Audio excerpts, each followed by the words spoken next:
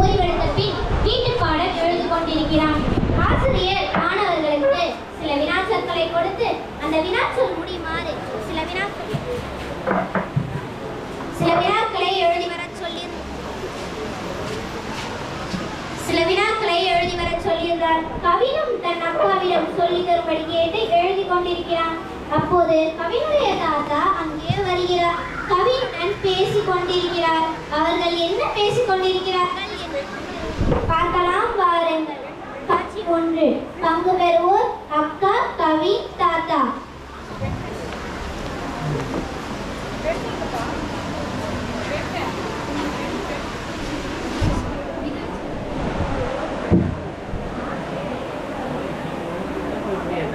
அக்கா அக்கா என்ன கவின், ஏன் கூப்பிட்ட? அக்கா, இன்னைக்கு ஸ்கூல்ல மிஸ் சில வினாச்சொல் கொடுத்து சில வினாக்கள் எழுதிட்டு வர சொன்னாங்கக்கா. நீ கொஞ்சம் எனக்கு சொல்லி கொடுக்கா. என்ன கவின், எனக்கே படிக்கிற வேலை நிறைய இருக்கு. இதுல நீ வேற என்ன டிஸ்டர்ப் பண்ணாத. அக்கா ப்ளீஸ்க்கா, மிஸ் திட்டுவாங்கக்கா.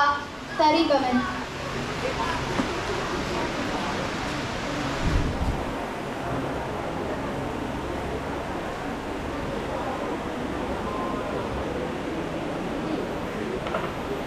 இந்த போர்டுல நான் எதுன்னு எழுதியிருக்கேன். இதுல முடிகிற மாதிரி சில வினாக்கள் எழுதுக்கவன். அக்கா, எனக்கே தெரியலதானே உன்னை கேளேன். நீ என்னையே எழுத சொல்ற, நீ சொல்லி கொடுக்கா. சரி. சூரியன் உதிக்கும் திசை எது? சூரியன் மறையும் திசை எது? மலைகளின் ராணி என அழைக்கப்படும் ஊர் எது? அக்கா அக்கா, இவ்வளவு வேகமாக சொன்னா எப்படிக்கா? எழுத வேண்டாமா? கொஞ்சம் மெதுவா சொல்லுக்கா. சரி கவன். ஃபர்ஸ்ட் ஒன், சூரியன் உதிக்கும் திசை எது? இதை எழுதிட்டு நான் இதோ வந்துடுறேன்.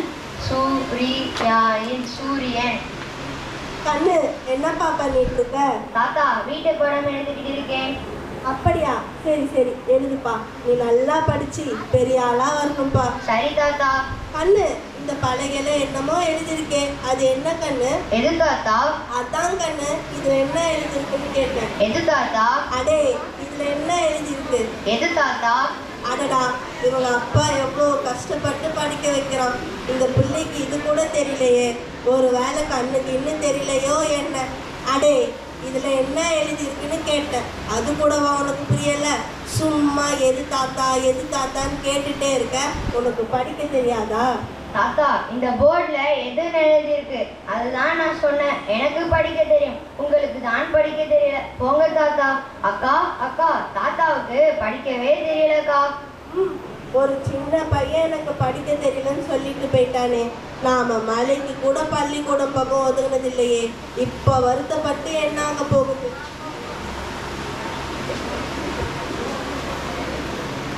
காட்சி 2. கோடை விடுமுறை முடிந்து பள்ளி மறுதிறப்புக்கு இன்னும் 2 நாட்களே இருந்தது.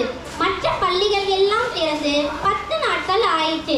இந்நிலையில் மதிவாணனுக்கு ஒரே குழப்பமாக இருந்தது. ஏனென்றால் பக்கத்து ஊரில் உள்ள பின்னலாடை நிறுவனத்திற்கு ஆடைகளை அடுக்கி கட்டும் வேலைக்கு ஆட்கள் தேவையாக இருக்கிறது என்று நண்பன் கபிலன் அழைத்ததால் விடுமுறைத்தானே என்று மதிவாணனும் சென்று விட்டான். மேலும் அங்கு வேலை செய்தால் கிடைக்கும் பணத்திற்கு புதிய உடைகள், எழுதுகோல்கள், குறிப்பேடுகள் வாங்கலாம் என்று நினைத்து மதிவாணனும் அங்கு வேலைக்கு சென்றான்.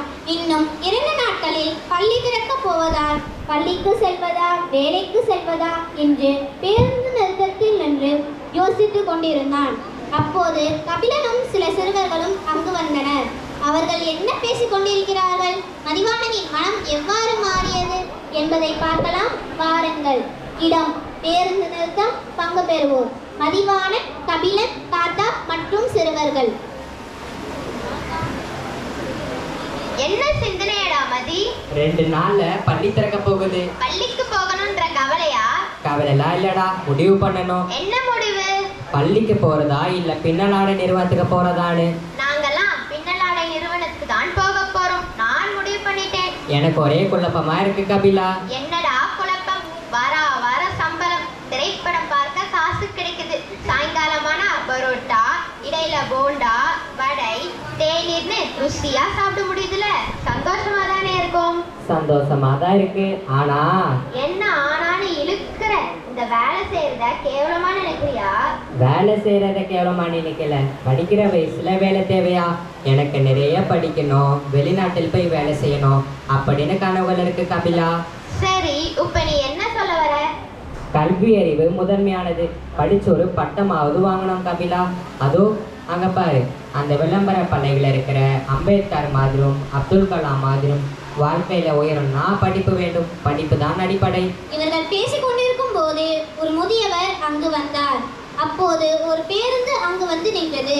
பக்கத்தில் இருந்த சிறுவனை பார்த்து, என்னப்பா இந்த பஸ் நல்லூர் போகுமா? என்னப்பா இது நல்லூர் போகுமா? என்னப்பா போகுமா? இது நல்ல ஊருக்கு போகுமா கெட்ட ஊருக்கு போகுமா யாருக்கு தெரியும்? எங்களுக்கு படிக்க தெரியாது. சின்ன பசங்களா இருக்கீங்க, இது கூட படிச்சு சொல்ல தெரியாதா? பெரியவரே, இதை படிக்க கூட உங்களுக்கு தெரியாதா? இந்த பேருந்து நல்லூர் போகாதுங்க. நல்லூர் பேருந்து வந்தா சொல்றேன். சரி தம்பி, வீட்லயும் நம்ம பேரன் படிக்காதவன்னு சொல்லி காட்டிட்டான். இந்த பசங்களும் நம்மளை பார்த்து கேலியா சிரிக்கிறாங்களே. படிப்பு இல்லாததால நம்ம எவ்வளோ அவமானப்பட வேண்டியிருக்கு. பாத்தியா கபிலா, அந்த பெரியவருக்கு படிப்பு இல்லாததால் பேருந்தில் எழுதிப்பதை படிக்க முடியவில்லை. இந்த வயசிலும் அவமானப்படுகிறார். கல்வி அறிவில்லாமல் போய்விட்டால் நாமும் இப்படிதான் வாழ்க்கை முழுவதும் அவமானப்பட வேண்டும். நல்ல கல்வி அறிவு தலை நிமிர்ந்து நிற்க வைக்கும். நல்ல படிப்பு தான் சிறந்த மனிதனாக்கும். இதை நான் புரிஞ்சுக்கிட்டேன். நான் வேலைக்கு வரல கபிலா. மதிவானா, எங்க போற? பள்ளிக்கு கபிலா. பள்ளி திறக்கிறதுக்கு இன்னும் 2 நாள் இருக்கே. பள்ளிக்கு போறதுக்கு நான் எல்லாம் ரெடி பண்ணணும் இல்லையா? நான் போயிட்டு வரேன் கபிலா. நில்லு மதிவானா. கபிலா, நானும் இனிமே வேலைக்கு வரல. நானும் பள்ளிக்கு தான் போக போறேன். நாங்களும் இனிமே பள்ளிக்கு போகணும்னு முடிவு பண்ணிட்டோம். இதே மதிவானா, நாங்களும் வருகிறோம். மாணவர்கள் அனைவரும் கல்வியின் சிறப்பை உணர்ந்து பள்ளிக்கு செல்ல முடிவு செய்கின்றனர். நன்றி.